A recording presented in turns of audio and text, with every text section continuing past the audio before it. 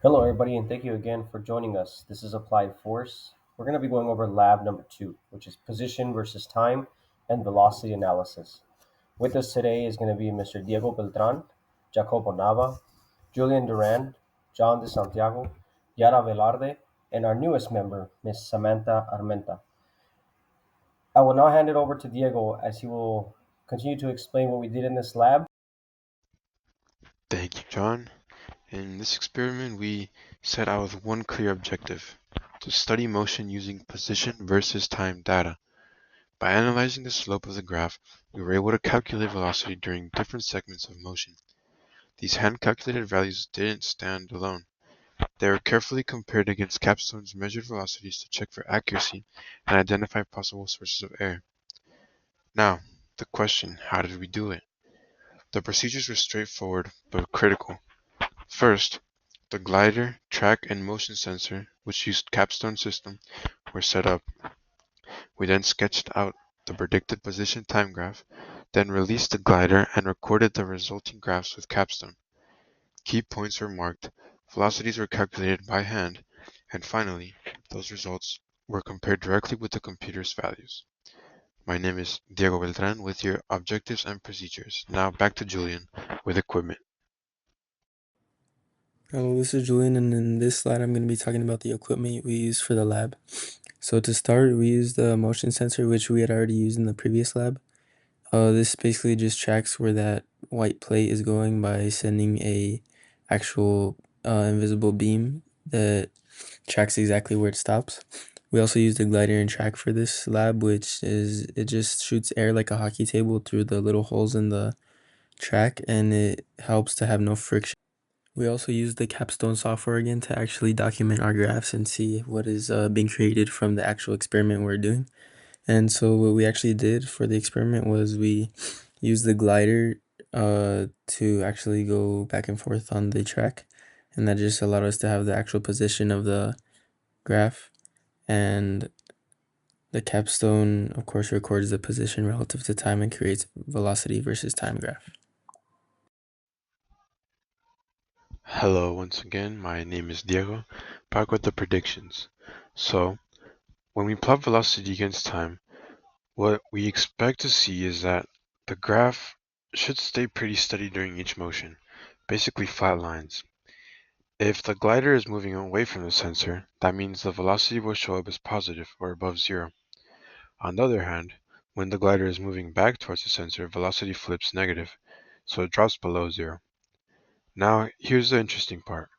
Right at the turning point, when the glider switches direction, the velocity should dip down towards zero for just a moment before changing sign. In other words, it pauses for a split second before heading back the other way.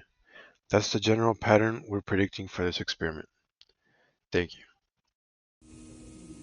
So in this video, we're running the experiment, and I'm pushing the glider to the back of the track as it bounces back to the front. This is shown in the graph where it goes to the top and then back down and then halfway back up. This shows that it's the actual movement that the glider is taking on the track. Hey everyone, this is Jacobo, and today I'll be talking about the calculations that we did during Lab 2.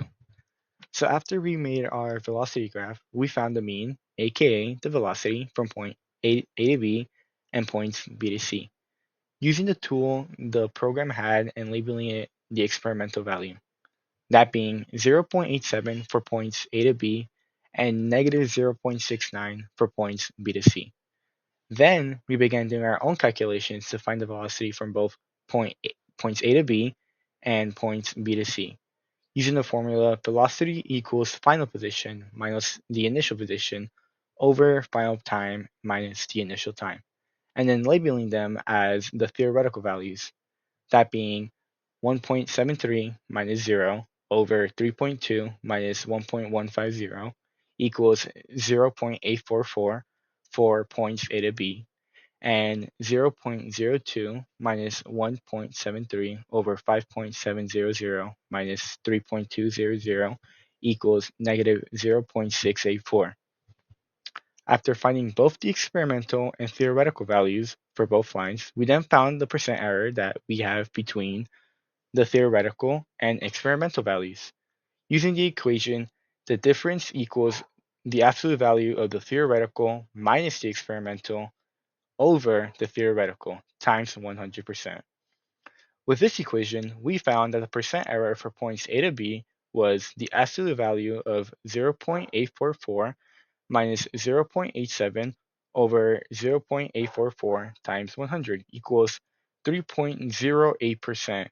And for points B to C, that was the absolute value of negative 0.684 plus 0.69 over negative 6.84 times 100, equaling out to 0.88%.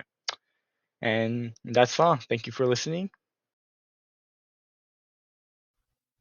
Hello, my name is Yara, and in tables 1 and 2, we worked with position versus time graph to calculate velocity. To do this, we selected 2 points at the very start of motion to calculate the initial velocity, and then 2 points later in the motion to calculate the final velocity. Using the formula for velocity, change in position over change in time, we could determine how fast the glider was moving at different parts of the run. Once we had those values, we then used to calculate acceleration by taking the change in velocity over the change in time. This gave us what we call acceleration 1, which was our first experimental results. Comparing these hand calculated values with the capstone results was an important step because it let us see if our manual process lined up with the automated data. The numbers in the table show that the results match very closely, which means that the slope method for finding velocity is reliable. It also reinforced that we predicted earlier that the velocity would be positive when the glider was moving away from the sensor, negative if it was moving towards the sensor, and zero and close to zero at the turning points. These tables gave us a clear picture of how position data translates into motion analysis. Now moving on to Table 3. In Table 3, we calculated the percent error between our theoretical and experimental values. We found error of 3.08% and 0.88%, which are very small. Typically, anything under 5% is considered strong accuracy for this type of experiment. These low errors tell us two things. First, that our setup and method were effective, and second, that our manual calculations were very close to the theoretical predictions. The small error we did see likely came from sensor noise, rounding in our math, or tiny variations in the timing of measurements. Overall, Table 3 confirmed that our experiment was successful because the experimental results closely reflected the theoretical expectations.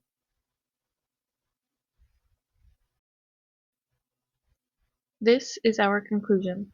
Overall, the experiment clearly showed that the slope of a position time graph represents velocity, just as we expected. The results were very consistent. The difference between our hand-computed values and the capstone measurements was less than 5%. That close match gave us confidence that our calculations were accurate. The small differences we did notice most likely came from normal factors such as sensor noise, rounding in our numbers, or just slight measurement precision limits. Nothing major enough to change the outcome. In the end, our data supported our original predictions and really demonstrated how motion graphs can be used not only in calculating velocity, but also to analyze direction and change in movement. This lab gave us better understanding of how theory and experimental results can line up when the process is done carefully.